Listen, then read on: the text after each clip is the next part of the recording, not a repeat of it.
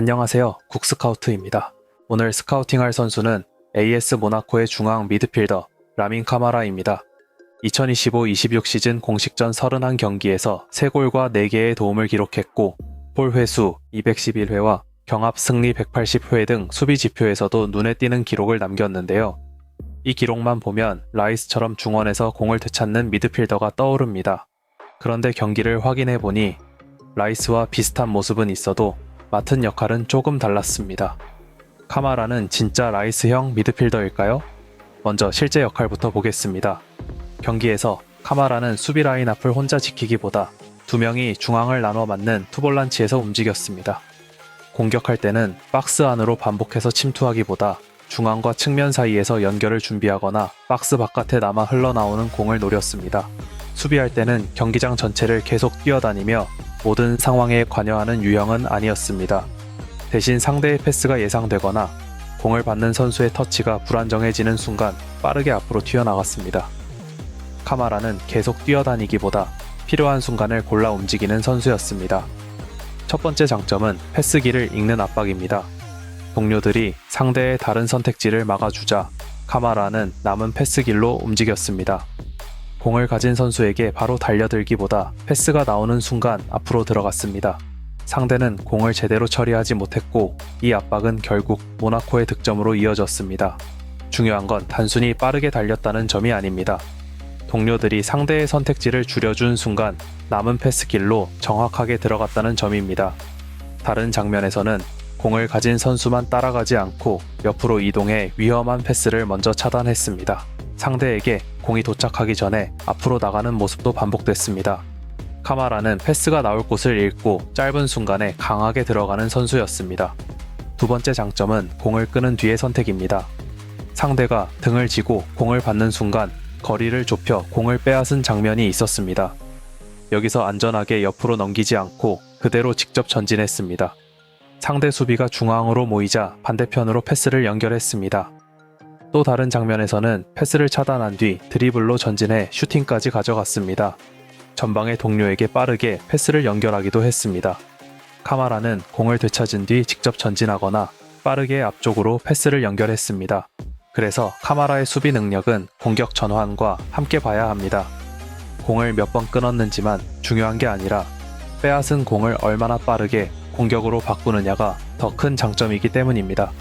하지만 앞으로 나가려는 선택은 위험으로 이어지기도 했습니다.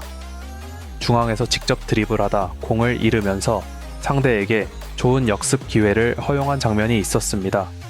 비슷한 상황에서는 공을 잃은 뒤 반칙으로 역습을 막았고 결국 경고를 받기도 했습니다. 앞으로 나가려는 시도는 장점이지만 중앙 미드필더가 공을 잃으면 팀 뒤에 남는 공간도 커집니다. 압박에서도 비슷한 문제가 나타났습니다. 상대가 뒤로 패스할 것으로 보고 먼저 앞으로 나갔지만 상대는 카마라가 떠난 공간으로 공을 보냈습니다. 패스 예측이 맞으면 장점이 되지만 판단이 빗나가면 자신이 지켜야 할 공간을 직접 비우게 됩니다. 수비로 돌아오는 모습도 일정하지 않았습니다. 코너킥 이후 역습이 시작되자 전력 질주로 돌아와 수비에 가담한 장면이 있었습니다. 그래서 단순히 속도가 느리거나 수비할 체력이 부족한 선수라고 보기는 어렵습니다.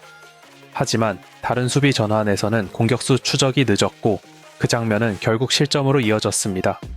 빠르게 돌아올 때도 있었지만 반응이 늦을 때도 있었습니다. 결국 문제는 복귀 능력 자체보다 일관성입니다. 공격수를 따라갈지 중앙으로 돌아갈지에 대한 판단이 일정하지 않았습니다. 이런 모습 때문에 카마라를 안정적인 단독 6번으로 보기는 어렵습니다. 단독 6번은 공을 직접 끊는 것뿐 아니라 공과 멀리 있을 때도 중앙을 지키고 동료가 비운 공간까지 메워야 하기 때문입니다. 카마라의 장점은 팀 전체가 압박 방향을 맞추고 옆 미드필더가 중앙을 지킬 때 가장 잘 살아납니다. 반대로 넓은 공간을 혼자 지키거나 압박에 실패한 뒤 뒷공간까지 혼자 책임져야 한다면 약점이 커질 수 있습니다. 카마라에게 필요한 건 무조건 자유로운 역할이 아닙니다. 언제 앞으로 나가고 누가 뒤를 지킬지가 분명한 투볼란치가 더 잘 어울립니다. 그렇다면 아스날에서는 어떤 역할이 어울릴까요? 카마라는 라이스를 그대로 대신할 선수는 아닙니다. 라이스가 없는 경기에서 활용할 수는 있지만 같은 자리에 넣고 같은 역할을 맡기면 지금까지 확인된 약점이 더 크게 드러날 수 있습니다. 아스날에서라면 수비 맨디와 투볼란치를 구성하는 그림이 더 자연스럽습니다. 수비 맨디가 중앙에 남고 카마라는 그 옆에서 한 단계 앞으로 나가 상대 미드필더를 압박하는 방식입니다. 공을 끄는 뒤에는 직접 전진하거나 빠르게 공격진에게 패스를 연결할 수 있습니다. 이렇게 역할을 나누면 라이스가 빠진 경기에서도 카마라가 앞에서 압박을 걸고 빼앗은 공을 빠르게 공격으로 연결할 수 있습니다. 다만 카마라가 라이스의 수비 역할을 모두 대신할 수 있는 건 아닙니다. 넓은 공간을 지키고 동료가 전진했을 때 중앙을 메우는 역할은 옆 파트너와 나누어야 합니다. 그래서 카마라는 라이스의 직접적인 백업이라기보다 라이스가 없을 때 중원 조합을 바꿔 활용할 수 있는 자원에 가깝습니다. 아스날이 상대 후방을 적극적으로 압박하는 경기에서는 장점이 살아날 수 있습니다. 반대로 넓은 공간을 오래 지켜야 한다면 위치를 지키고 수비로 돌아오는 판단에서 약점이 드러날 수 있습니다. 종합하면 카마라는 라이스와 비슷하게 앞으로 나가 공을 끊고 빼앗은 공을 직접 전진시킬 수 있습니다. 하지만 중원 전체를 혼자 안정적으로 지키는 선수는 아닙니다. 아스날 적합도는 C등급입니다. 라이스를 그대로 대신하기보다 수비 맨디 옆에서 전진 압박과 공격 전환을 맡는 로테이션 자원으로 활용할 수 있습니다. 한 줄 평입니다. 패스기를 읽어 공을 끊고 곧바로 전진하지만 중앙을 혼자 지키기보다 투볼란치에서 가치가 커지는 미드필더입니다.